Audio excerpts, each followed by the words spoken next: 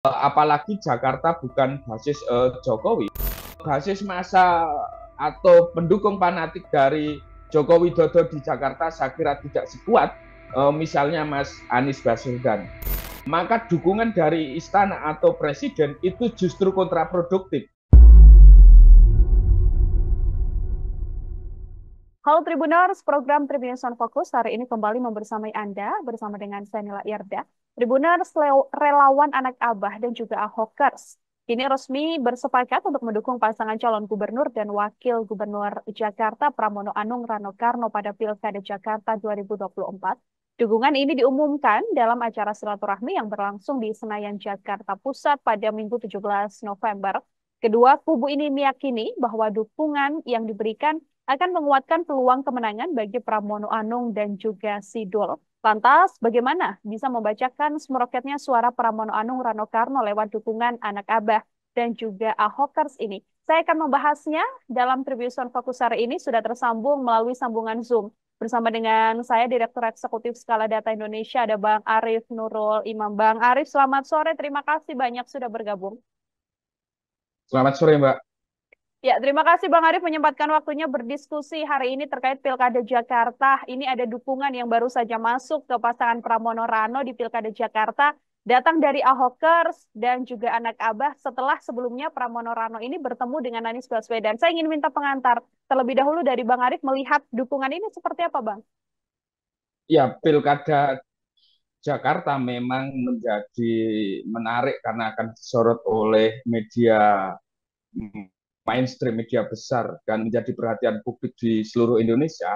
Apalagi kita lihat terjadi perubahan konfigurasi politik di mana sebelumnya pasangan Ridwan Kamil dan Suswono unggul melawan Pramono Anung Rano Karno. Tetapi peta politik hari ini kita tahu bahwa pasangan Pramono Anung dengan Rano Karno menyalip pasangan Ridwan Kamil dengan Suswono. Tentu perubahan konfigurasi politik ini tidak lepas dari faktor-faktor politik termasuk bagaimana dinamika dan arah politik pendukung Anies Baswedan yang menamakan diri sebagai anak Abah dan Ahoker yang merupakan pendukung militan Ahok dalam berbagai event politik. Sejatinya dukungan ini telah terlihat sejak awal meskipun secara formal baru terlihat dalam beberapa hari terakhir ini, seperti misalnya kunjungan Pramono Rano Karno ke rumah Anies Baswedan. Tentu dukungan ini menjadi energi besar bagi Pramono dan Rano Karno dalam memperbesar peluang dalam bursa pilkada DKJ Jakarta. Kalau kita amati bagaimana kemudian dukungan ini jatuh dan bersamaan dengan naiknya elektabilitas begitu ya. Dari beberapa lembaga survei, Bang Arief kan menyatakan elektabilitas Pramono Anung Rano Karno ini kan ada di urutan nomor satu begitu. Kalau dibandingkan dengan dua paslon yang lain. Apakah juga nantinya dengan dukungan Ahokers dan anak Abah ini akan semakin menguatkan elektabilitas dari pasangan yang ada menjelang nanti pemilihan di akhir November, Bang? Ya, saya kira diakui atau tidak dukungan dari anak Abah dan Ahok tentu akan menggenjot elektabilitas pasangan Pramono dan Rano Karno. Mengingat kita tahu bahwa pendukung Anies Baswedan salah satu cirinya adalah pendukung fanatik, dan karena itu apabila ada endorsement atau pertemuan terbuka yang dilakukan Mas Pram dengan Mas Anies, tentu ini akan menjadi arah dan rujukan para pendukung Anies selama ini yang tentu saja kecewa karena Anies Baswedan gagal maju dalam Pilkada DKI Jakarta, dan mereka juga paham bahwa kegagalan tersebut lantaran Koalisi Indonesia Maju mengusung Ridwan Kamil, sehingga pada gilirannya Anies Baswedan dan pendukungnya tentu akan mencari atau mendukung paslon-paslon yang dikira bisa menyalurkan aspirasi politiknya. Demikian pula pendukung Ahoker yang tentu saja secara alamiah akan mendukung pasangan Pramono Anung dan Rano Karno, mengingat Ahoker ini juga merupakan bagian dari pengurus DPP PDI Perjuangan. Dari itu semua tentu harus diakui, sadar atau tidak, langsung atau tidak akan berpengaruh terhadap elektabilitas Pramono Anung dengan Rano Karno yang dari beberapa potret lembaga survei memang hari ini telah menyalip. Kita lihat misalnya survei terakhir yang dirilis oleh SMRC, nah, pasangan Pramono Rano Karno telah memperoleh elektabilitas 46%, sementara Ridwan Kamil Suswono 39,1%, Dharma Gun 5,1%, dan yang tidak menjawab 9,8%. Bila kita berkaca pada elektabilitas sekitar sebulan lalu, maka ada tren kenaikan elektabilitas yang cukup signifikan di atas 10%, sehingga jika tren ini relatif konsisten, maka pasangan Pramono dan Rano Karno potensi untuk menang dalam satu putaran. Tetapi kita juga masih melihat kemana arah dukungan pemilih-pemilih yang belum menentukan pilihan di survei, sehingga itu akan menjadi bandul apakah pilkada Jakarta 2 putaran atau 1 putaran. Tetapi kalau tren elektabilitas ini konsisten, saya kira pilkada Jakarta 1 putaran bukan sesuatu yang mustahil. Ada kans besar artinya ya, Bang Arif ya, untuk membuat bagaimana kemudian Pilkada Jakarta ini berjalan 1 putaran. Kalau kita amati, bagaimana melihat kenaikan elektabilitas dari Pramono Rano begitu? Selain memang faktor banyaknya dukungan yang masuk, selain dari Ahokers, kemudian anak Abah, dukungan juga yang diberikan oleh Anies Baswedan yang menjadi salah satu kandidat terkuat pada masa itu sebelum kemudian tidak jadi mencalonkan diri. Apalagi faktor kalau dari analisa Bang Arif yang membuat elektabilitas Pramono Rano ini kian meningkat, Bang? Ya, salah satu faktor lain yang perlu kita lihat dalam melihat tren elektabilitas pasangan Mas Pram dan Sidul Rano Karno ini, tentu kita bisa lihat dari sisi kacamata demografi politik, di mana pasangan ini diuntungkan dari sisi demografi etnik. Mengingat Jakarta ini komposisi pemilihnya dari sisi suku terbesar adalah pemilih Betawi dan Jawa, dan karena itu pasangan Pramono merepresentasikan 2 segmen etnik ini dalam kontestasi pilkada. Kita tahu Mas Pramono bisa merepresentasikan dan mengkapitalisasi pemilih-pemilih yang berlatar belakang suku Jawa, dan di sisi lain Rano Karno bisa mengkapitalisasi atau menarik simpati dari pemilih Betawi. 2 segmen etnik suku di Jakarta ini saya kira lebih dari 60% yang bisa menggandakan dukungan, mengakselerasi elektabilitas pasangan Pramono dan Rano Karno, selain faktor-faktor yang telah saya sampaikan di atas. Ini kalau melihat bagaimana Pramono Rano yang belakangan ini terus mendapatkan dukungan begitu ya, Bang Arif ya. Kita juga menyinggung sedikit bagaimana kemudian ada endorse yang juga didapatkan oleh pasangan Ridwan Kamil dan juga Suswono. Karena kita tahu beberapa waktu lalu sempat bertemu dengan Presiden Prabowo Subianto, kemudian juga sempat bertemu dengan Presiden ke-7 Joko Widodo di Solo, begitu. Apakah kemudian jika dibandingkan melihat endorse Anies untuk Pramono Rano dengan endorse Prabowo Jokowi pada RK Suswono ini bisa signifikan juga? Atau seperti apa Saya kalau kira dari iya, analisanya? pengaruh Pak Jokowi di Pilkada Jakarta tentu tidak sebesar misalnya di daerah Jawa Tengah. Apalagi Jakarta bukan basis Jokowi, dan karena itu endorsement dari Presiden mantan Presiden Joko Widodo ada pengaruh, tetapi tidak signifikan saya kira. Sehingga endorsement Pak Jokowi tentu tidak akan bisa mengakselerasi atau menyalip dari pasangan Pramono Rano Karno. Tentu kita tidak menafikan ada pengaruh, tetapi kalau kemudian pengaruh tersebut bisa menggandakan dukungan, saya tidak yakin jika melihat peta demografi dan sosiologi politik di lanskap pemilih Jakarta. Apalagi kita tahu pemilih Jakarta itu pemilihnya dinamis, relatif terdidik, dan karena itu cenderung otonom.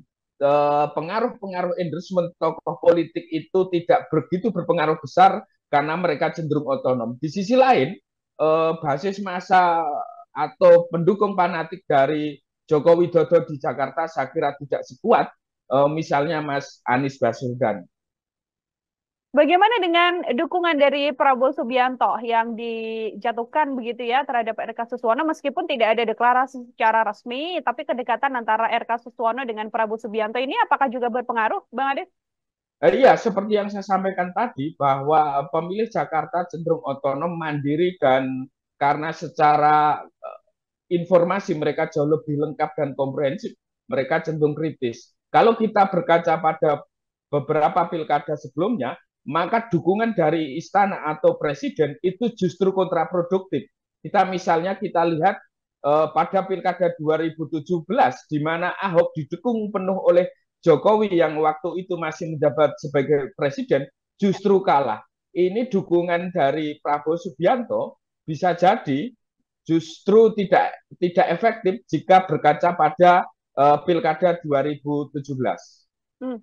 Kita kan juga melihat bagaimana berjalannya pilkada di Jakarta pada era-era sebelumnya. Elektabilitas ini sedianya seberapa besar kemudian untuk bisa menentukan atau bisa menjadi gambaran lah Bang Arif sebagai nantinya pemilih sudah akan menjatuhkan pilihan kepada salah satu kandidat. Apakah elektabilitas ini dari pilkada-pilkada Jakarta sebelumnya juga cukup besar untuk bisa dilihat pengaruhnya, Bang?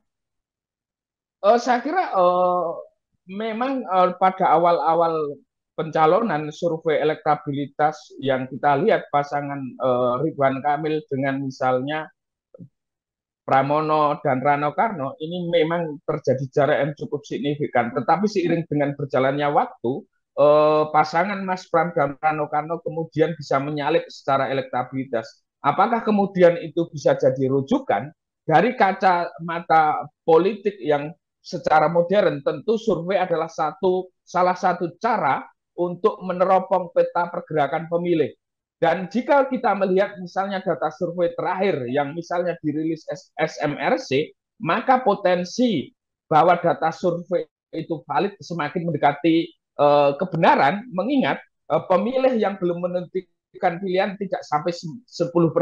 Ada 9,8% yang belum menentukan pilihan. Artinya, kalau kemudian pemilih yang belum menentukan pilihan ini belum terpotret, tentu ini tidak akan mengubah secara signifikan dan karena itu jika misalnya suara itu dibelah menjadi dua masih tetap unggul Mas Pram dan Rano Karno, atau kemudian dibelah menjadi tiga juga masih unggul Mas Pramono Rano Karno. Dan yang perlu diingat, pemilih undecided voter atau yang belum menentukan pilihan itu cenderung mendukung yang melawan representasi penguasa atau status quo. Dan karena itu posisi ini juga menguntungkan pasangan Pramono dan Rano Karno, mengingat mereka merupakan calon yang bukan representasi dari penguasa hari ini. Oke, ini masih ada sisa menjelang nanti masa tenang dan juga pemilihan di akhir November begitu, Bang Arif. Kalau dari analisa Bang Arif sendiri di sisa masa yang ada ini, bagaimana kemudian upaya yang masih bisa dilakukan oleh Pramono Rano untuk bisa menyentuh 50+1 artinya agar bisa menyelesaikan Pilkada Jakarta ini dalam satu putaran? Saya kira bagaimana Pramono dan Rano Karno bisa menang dalam satu putaran 50% plus satu, dari data survei 46% tentu harus menambah 4% plus, yang itu bisa diambilkan dari ceruk pemilih yang belum menentukan pilihan. Dari data yang ada sekitar 9,8% yang belum menentukan pilihan. Dan karena itu saya kira perlu pemetaan pemilih mana saja yang belum menentukan pilihan, dan itu harus menjadi bidikan atau sasaran target kampanye yang dilakukan Pramono dan Rano Karno. Oke, masih ada upaya untuk mendapatkan suara dari pemilih yang memang belum menjatuhkan pilihan begitu ya, Bang Ya, Arif ya. betul. Lalu untuk RK Suswono sendiri, Bang, apakah kemudian di sisa masa yang ada ini masih ada upaya yang kemudian bisa dilakukan oleh RK Suswono? Karena kita lihat kan memang elektabilitasnya sempat tinggi, tapi sekarang kan stuck di angka 30-an dan selalu ada di nomor 2 setelah Pramono Rano begitu. Iya, saya kira posisi Ridwan Kamil Suswono ini menghadapi dilema di mana lanskap pemilih Jakarta adalah pemilih kritis dan cenderung anti status quo. Karena itu pasangan RK dan Suswono perlu membuat narasi politik di antaranya yang bisa membawa semangat perubahan.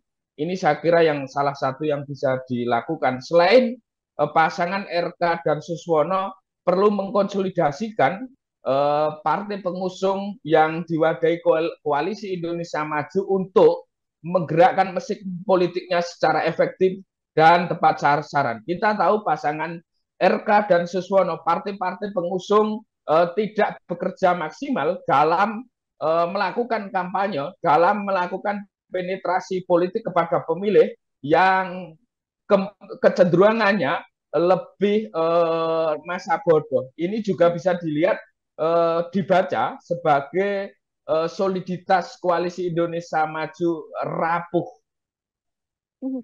Apakah kemudian sedianya dari yang dilihat oleh Bang Arif begitu ya, ini kan bisa terjadi untuk satu putaran. Tapi kalau kita membaca nanti tidak ada yang sampai menyentuh 50+1 kan akan berjalan 2 putaran. Kan Ya. kalau dari elektabilitas atau survei yang ada kan yang akan masuk adalah Pramono Rano dan juga RK Suswono begitu. Apakah nanti apabila ini kita prediksi agak jauh ke depan begitu Bang Arif. Apabila memang 2 putaran dan yang bertarung Pramono Rano dan juga RK Suswono kan kemenangan Pramono Rano juga masih tetap akan besar ketika ini berjalan 1 putaran, Bang?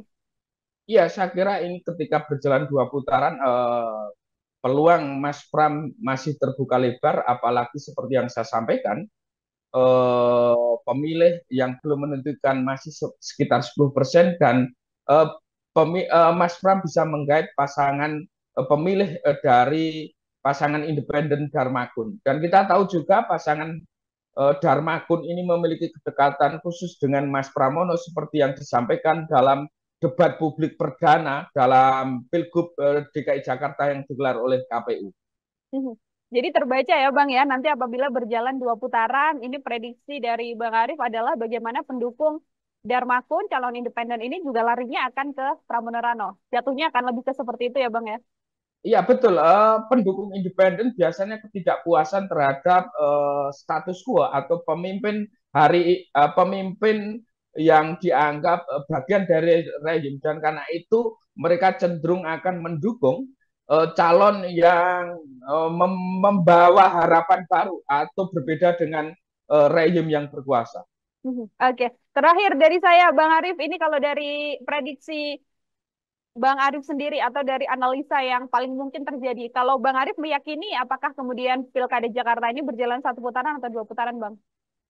Jika melihat tren elektabilitas, maka pilkada ini potensi untuk 1 putaran. Tetapi jika terjadi misalnya tsunami politik, ada isu-isu politik tertentu, atau kemudian ada kekuatan politik besar tertentu, maka peluang 1 putaran itu menjadi makin tipis. Tetapi jika politik itu linier dan kemudian tidak ada tsunami politik atau kekuatan politik besar tertentu, maka peluang pilkada Jakarta potensial 1 putaran. Oke, potensial Pilkada Jakarta bisa berjalan 1 putaran dengan catatan tadi ya Bang ya, tidak ada tsunami politik yang di sisa menit-menit terakhir atau hari-hari terakhir ini kemudian akan terjadi dan akan mengubah lagi nanti peta elektabilitas yang kemudian ada. Artinya kita akan sama-sama melihat bagaimana nanti pemilih atau warga Jakarta akan menjatuhkan pilihannya dari 3 kandidat yang ada, siapa yang akan diputuskan atau akan dipercaya untuk bisa memimpin Jakarta 5 tahun mendatang. Seperti itu. Bang Arif, terima kasih banyak untuk kesempatannya berdiskusi hari ini bersama dengan saya, luar biasa sekali. Semoga di lain kesempatan ada waktu kembali untuk berbincang. Selamat sore, selamat beraktivitas kembali, Bang Arif. Selamat sore, Pak. Ya, Tribuners, demikian obrolan saya bersama dengan Direktur Eksekutif Skala Data Indonesia, Bang Arif Nurul Imam. Nantikan obrolan saya bersama dengan sejumlah narasumber lain dan tema-tema lain. Saya Nila Irdah, pamit undur diri. Terima kasih banyak dan sampai jumpa. Download Tribun X sekarang. Menghadirkan lokal menjadi Indonesia.